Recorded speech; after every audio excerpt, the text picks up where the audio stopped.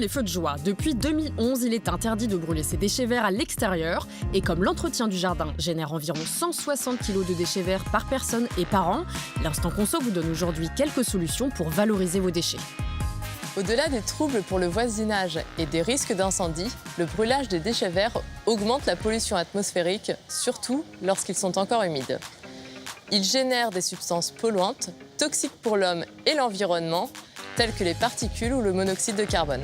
On estime que 50 kg de déchets verts brûlés émettent autant de particules que 9800 km parcourus avec une voiture diesel récente en circulation urbaine. Ces végétaux du jardin peuvent être valorisés en amont, par exemple en utilisant des végétaux à pousse lente. Une des solutions aussi à privilégier, c'est le paillage. Ça permet d'aérer le sol, de nourrir la plante et de la protéger du dessèchement, des ravageurs et du gel. Donc vous pouvez utiliser pour vos massifs les copeaux de bois et les tailles de haies, et pour le potager, les feuilles mortes et la tonte de pelouse.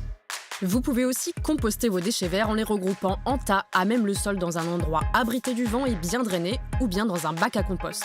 Dans les deux cas, il est important que le compost ne soit ni trop humide, ni trop sec. Pour cela, il est important d'équilibrer son compost entre les matières azotées et les matières carbonées et de mélanger régulièrement. Cela active l'action des micro-organismes et réduit les nuisances comme les odeurs ou les moucherons. Par ailleurs, certaines collectivités en charge de la collecte et ou du traitement des ordures ménagères peuvent vous conseiller sur les plantations à pousse lente, la vente de composteurs ou encore la location de broyeurs. Enfin, renseignez-vous sur le jardinage au naturel auprès des associations de protection de la nature et de l'environnement et sur jardinéaunaturel.org. En bref, privilégiez des arbustes et arbres à pousse lente, compostez vos déchets verts et enfin, paillez votre sol.